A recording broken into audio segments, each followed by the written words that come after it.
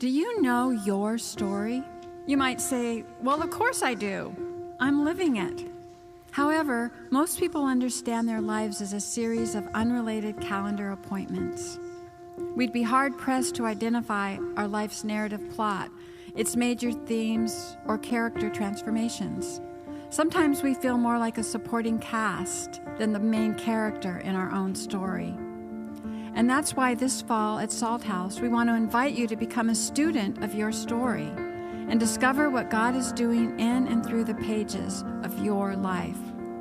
If you're struggling to find purpose and old wounds don't seem to heal, if you're trying to figure out what's next in my life and you have no clue as to where God is in any of it, then we want to equip you with some theological tools to read your story and begin co-authoring your life with God. The writings of Dr. Dan Allender offer some helpful categories to guide your season of story work, beginning with Shalom. This is where all good stories begin, in the peaceful garden, in the cozy Hobbit Shire, where innocence is intact, and we feel naked and unashamed. But the next act brings the shattering of Shalom. Apples are eaten, trust is betrayed, and vulnerability exploited. We become disoriented, widowed, orphaned, and we feel alienated. And what develops is called the core wound. Most of our lives are lived in Act 3, the search for Shalom. We try everything in our power to get back to Eden. We get straight A's, we grow the business, we discard imperfect partners, convinced we can put all the pieces of a shattered Shalom back together. Then comes the fourth act, always as a surprise, because real salvation can't even be imagined. It is completely God's doing. Wrongs become righted, reunions are sweet, and there's usually good food and drink, dancing and laughter. And there's just enough closure for the story to start again. If all of this sounds familiar, it's because it is the story arc of the Bible, and it is the story that God is writing in your life too. And that's precisely why we say here at Salt House, stories matter. Your story holds a greater glory to it, just waiting to be told. It reveals God. So, do you know your story? Hey everybody, I'm Pastor Ryan. A couple quick stories. Ready? We baked enchiladas and forgot to turn on the oven.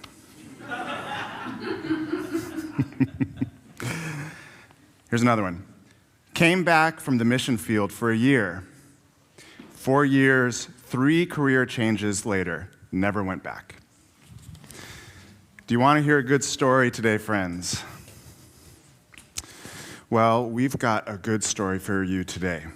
You know, when you click that little have coffee, I want coffee, please. When you click that thing, you never know what's going to happen. And this summer, I went to coffee with Karen Maher. And she, like a lot of you have found out, got that question, hey, tell me a little bit about your story, when we drank coffee together. And what I learned about Karen is that she is an author. Karen is an editor. Karen helps people write their stories. Karen is a spiritual director. She helps people find God in their stories. And I was like, Karen, so we've got this season coming up in the fall. And she said yes to that. And today, she's going to tell you a story that she has not told publicly before. So will you give her all the courage, all the Salt House courage that you can, and welcome her to the Salt House stage here to tell her story.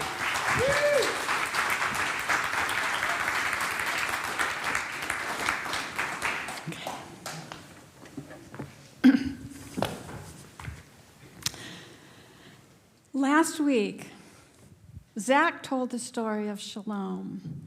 It was set in a garden, a home called Eden, where God is the generous host who, like me as a grandma at a family gathering, might say, come eat, eat even more. God is also, though, the responsible parent to keep the children safe from danger. He says, partake of all of this, but don't eat from this one tree. If you do, you'll die. In Shalom, there is abundant provision and protection. We feel safe, we feel warm and good. We were made for Shalom. That's why it's a little challenging for me this morning to take us from that place of feeling so good last week to sharing this task that I have of a story of shattering of Shalom, which is disruptive. It feels chilly, uncomfortable, and sometimes even dangerous. In the garden, every night God visited with the people who lived there. He walked with them in the evening to hear their delights and the discoveries that they'd had during the day. Then one day, everything changed because they'd eaten from the tree that was off limits to them. When God came to join them that evening, he said, "Where are you?" Because they were nowhere to be found. And then from behind the fig trees came their voices. They said, "We heard your footsteps coming in the garden, and we were afraid." And God said, "Afraid? Of what? What are you afraid of?" And they said, "Well, we discovered we were naked, so we hid." You see, the shattering of Shalom makes us want to hide. We experience shame. We feel contempt for who we are, and our instinct is to separate ourselves from everyone, from ourselves, from our family, the people we care about, and even from God. We wear masks, we keep secrets, we develop coping behaviors, and we blame others and put that blame outside of ourselves. We fail to recognize that when God comes to us and asks, "Where are you?" He's wanting to draw us to him and to stay in relationship. He's inviting us to be seen and accepted, to stay in that warm place of Shalom. Because the only effective medicine for healing shame is the grace of acceptance. The second thing that happens in the shattering of Shalom is we experience guilt, which is that's all about what we've done, our decisions, our choices, our behaviors. And our knee-jerk reaction to that is to place fault outside of ourselves. In the story of Eden, the two people blamed each other, and ultimately they even blamed God for what they had done, to choose to eat from the tree that was off limits. Adam defended himself, saying, "You know that woman you made? She lied to me." Then Eve defended herself. She said, "Oh, whoa, wait a minute. What? No way. That snake you made? The snake tempted me and lied." The only remedy for guilt is to take ownership and to then receive the forgiveness. How different would this story have gone if they had been vulnerable in their shame and took ownership for what they'd chosen to do? Imagine how quickly God would have just accepted them and forgiven them and then repaired the rupture of the Shalom that had occurred. But the story didn't go that way, and we've been living it. Shame and guilt, hiding and blaming continued to spread. Weeds popped up all over the garden, thorns infected the ground, and the work that we were given to do became a sense of labor. Our sense of purpose and connection to God disappeared. All human attempts to satisfy that longing to belong led to more pain. Relationships fractured. Shalom shattered. For just a few seconds, let's reflect together. It's like, just take a breath and consider this question. What is your personal story of the shattering of Shalom?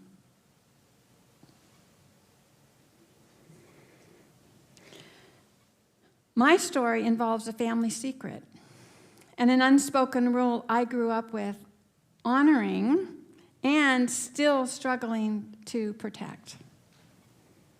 The crazy-making rule was, do not tell the truth, even if the truth is blatantly obvious. Protect at all costs the image of being a white, middle-class, well-respected family that has no problems. How crazy is that? Following that rule for me is the foundation of the shattering of Shalom in my life. Many of the decisions I made and behaviors I've chosen led to experience of isolation, estrangement, addiction, and codependency. All the result of shame and guilt that started before I was born. Before I tell the story, I want to give you some context about why I walked through the doors of Salt House in May, which is part of the whole story arc we're talking about in this sermon series. And bottom line is, God led me here. I know that in my heart. In the winter of 2019, I stopped attending church regularly because Doug and I went to Mexico for a few months. So we do that every winter. We returned home, though, to the isolation of COVID-19 pandemic, and we continued to stay away from church, even online. Then, in May of 2020, George Floyd was murdered by a police officer in Minneapolis, Minnesota. And I watched in horror and felt the bile in my stomach rise and tears well. My denial about racism and white supremacy cracked wide open that day. My heart ached. I had the sense that I needed to do something. I needed to take action, but was clueless about what that meant or how I might even be able to make a small difference in this divisive world. A friend of mine invited me to join an anti-racism book club. I was reluctant because I had recently read a criticism by an influential person of color who scoffed when she said, "When something horrible and violent occurs to a black person, white people just join a book club." I felt embarrassed. Another word for shame. The self-doubt pit in my stomach, which I had for most of my life, felt stuck in place. I didn't know what to do. So I just said yes to joining them to read. And in the past 3 years, it's been an amazing experience that's led me to 2 life-changing decisions. I found Salt House. I wanted to be part of a spiritual community that took seriously and their commitment to being anti-racist and accepting all people in a radical way. And the second thing I did was I initiated a writing project in my family to expose and talk about the family secret that I grew up in a biracial family and that our ancestors owned slaves.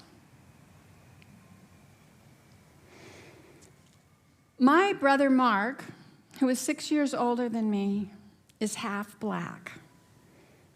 He has dark skin and a lot of the physical characteristics of an African-American man. He lives his life as a black man, but that has not always been true. Until 2 years ago, when my father began to die, Mark being black was a taboo topic for discussion in my family. Any mention of his blackness caused havoc. And it's as I was, writing this, I realized this is absurd to think that something so obvious could be unacknowledged for 70 years. Throughout my whole life, people have been curious about Mark's parentage. There are 3 other siblings in my family. I also have a twin brother and a younger sister. And growing up, each one of us at some point in time was asked, is Mark adopted? When confronted with that question, what would happen to me is I would get all confused and disoriented, wonder, why is everybody asking this question? My answer, a simple no. Whenever one of us was courageous enough to bring up the topic at the dinner table, and by the way, it was never me, my mother would get angry and upset. My sister says Mom went ballistic.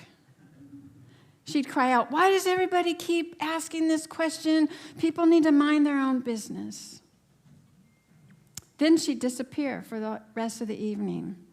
My dad would get angry and shut down all conversation, and I learned very quickly to be quiet, don't rock the boat, and avoid saying anything that would upset my mother. Later, as an adult, I'd have friends over for dinner and, we'd show photos of family. And my friends would ask to hear the story about how my brother came to be part of our family. The question continued. And in a lot of ways, I was just like oblivious. They'd say, he's black. And I would transport back in time to feeling fuzzy in the head and disoriented. They would laugh and shake their head at my denial as I shared the family myth and explanation. We were told for decades that there's Native American blood in our lineage, and that's why Mark's skin is darker than ours. We all bought the myth, and I stopped sharing photos of my family. About 10 years ago, my twin brother got drunk enough to ask my dad about Mark's parentage, and my dad said, you guys need to stop talking about this or I'm going to get involved. And I wondered, what the heck does that even mean? The threat of some kind of action by our dad loomed large for decades. Even after my mom's death in 2004, Dad protected the secret and the truth. I was conditioned at a soul level that protecting my mother's well-being was of utmost priority, and I organized my life around doing that. My mother's well-being represented our family's security and safety. I did anything to keep that intact. Fast forward to a couple of years ago, when Mark initiated DNA testing after his son had ordered one of those 23andMe tests and discovered their Nigerian heritage. The myth-busting truth coincided with my dad's decline in health at age 93. And for about a year and a half, my siblings and I went back and forth to Alaska to care for him. He died in 2021. On one of his visits to care for my dad, Mark told him about the DNA testing. And after 70 years of secret keeping, Dad shared his suspicion that my mom had had an affair during an early and difficult time in their marriage. And then he said, your mom and I never talked about it. When Mark was 2 years old, my parents moved from Virginia to Alaska. And the story goes that Dad was in search of work, but more than likely they moved there away from the South to get away from the tumultuous relationship that my mom's mother and my mom had, and to find a safer place to raise a biracial child. Thus began a family legacy of secret keeping and isolation. You see, Alaska was a great hiding place. Like Eden, a beautiful setting. But it was chilly, dark, and sometimes dangerous. Participating in that anti-racism book group has been hard. I haven't enjoyed all of what I've learned while reading the 6 books over the past 3 years. There were times when I wanted to quit. Many of my beliefs, assumptions, and the reference points of my knowledge have been challenged big time. And I kept asking, what can I do? Finally, I heard from God, focus on your own family first. Write that story. My initial response was, no way. And I ignored the message. The project just felt too overwhelming and dangerous because I would be out of control. I didn't know what anybody was going to say. I had all sorts of reasons not to do it. But the truth is I was just afraid, and I didn't want to rock the boat. Went back to old behavior.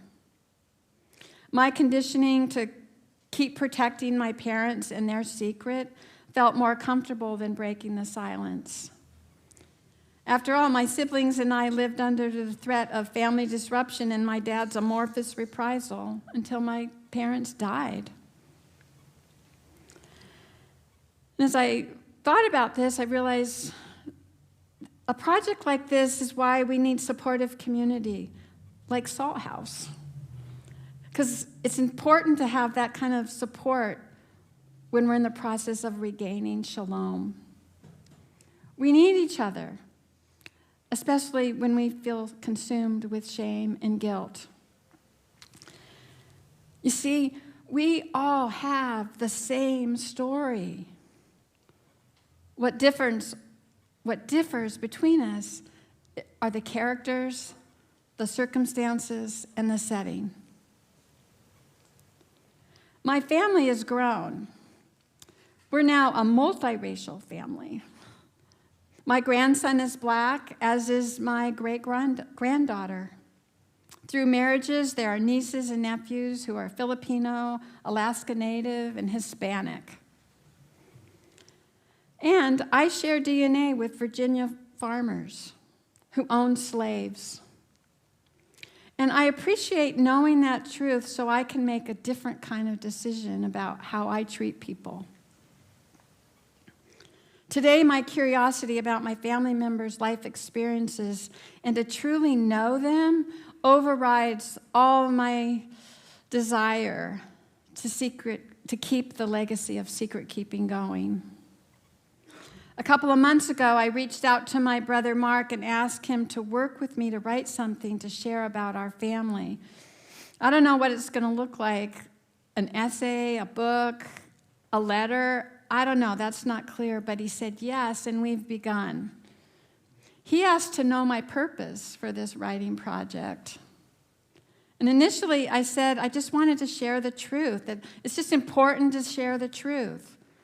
And I wanted to set the stage for us to hear each other's stories. And bottom line, I just longed for us to know how to love each other better.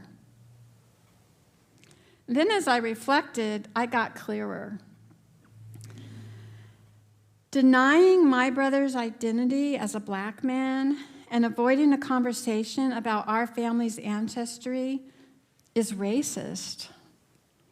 Because staying silent perpetuates the division and the injustice based on family shame and guilt. So creating safety in my family so we can talk about the truth, I feel is one of the most important anti-racist actions I can take. Writing is a tool and a very healing practice. I've used writing my whole life to gain clarity and kind of untangle all the confusion in my mind and my body. The healing occurs when we're able to connect the scenes of the story, the positive and the negative to what's happening in our lives right now. We're able to heal, forgive, and reconcile when we're able to grasp the connection between the past and how it's affecting my decisions and relationships right now. It's really powerful. Writing reveals the truth. For me, and I believe for you too, writing is a direct line to God. He will speak to you as you write. One of the ongoing challenges and themes in my life has been telling the truth. Not in like telling blatant lies, but withholding all of what I think, believe, desire. Seem to just like withhold sometimes even the essence. After all, I observed and experienced in my family that expressing the obvious was dangerous. My sense of security and safety was threatened when anyone asked real questions. So the best approach during my search for shalom seemed to just say what other people wanted to hear, based on my judgment of that. It's just what I did. But that strategy didn't work out very well. My search included teen pregnancy, an abusive marriage, and developing an eating disorder. There came a point when almost every aspect of my life was falling apart. I was working for a woman who was embezzling from the company. I was facing a huge decision about putting my teenage son in a residential drug treatment program. I was getting a divorce, and I weighed 233 pounds. Food had become my numbing drug of choice.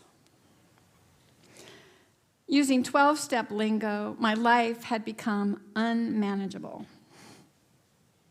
And my decision to change, to do something different, to get help, was when my search for shalom took a positive turn. For the past 30 years, I've sat in chairs at Al-Anon and Celebrate Recovery meetings and said yes to the tools and support to dig deep to unearth my shame and guilt. Writing is an amazing recovery tool. In those rooms is where I got to know God and understand his invitation to heal and develop a relationship with him, with Jesus, and with the Holy Spirit. Attempting to live a simple and contemplative life has been a key aspect to my journey back to shalom. Being in silence, walking, sewing quilts, knitting hats, writing are all ways that I pray. And I'm so grateful for the victory and deliverance that God and the surprise of salvation has given me over my personal challenges. It's hard for me to tell the full truth sometimes, but I'm getting better. The circumstances and the relationships in my life, I just view are a tremendous blessing and miracle. I can't guarantee that writing your story will restore all the strife and disconnections in your life, but I can assure you that writing is a process that can help you untie the knots of your heart and help you gain clarity. You might want clarity about who you are and what God is wanting you to do in your life. Writing is a tool available to each of us on our search for shalom. So I want to share a photo with you. This is Ava, and she is my great-granddaughter. This is on the 4th of July of this year. And when I saw that photo, just tears flowed down my cheeks. Because I think this innocence and the joy in her face shows shalom. I wish that I could protect her from the shattering of shalom that's going to occur in her life. I just want to wrap her up and protect her from anything that's going to challenge her. But I know I can't. But I can help her understand where she comes from. Part of that origin story that Zach talked about last week, by sharing my story. And what I want for Ava, myself, my family, and for you is the freedom to fully be who we are. There's an Old Testament verse in the book of Habakkuk that gives me strength, and I've adopted it as my life verse. And in the story, the prophet Habakkuk is kind of griping and moaning and whining to God, saying, you really ought to be doing something about this violence and this injustice and solve this situation. And I picture God kind of up there listening and to Habakkuk and smiling and shaking his head, kind of thinking, hey, dude, when he says, look, and be utterly amazed, for I'm going to do something in your days that you would not believe, even if you were told. So what that tells me and reminds me is that my job is to just let go. Trust God with my life and with this family writing project. After all, it was his idea anyway. And my job is to just simply say yes, do the work, and let the unimaginable result unfold. So I have a question for you. Actually, I have two questions for you. What invitation are you hearing from God? And how might your life be different if you too said yes? Will you pray with me?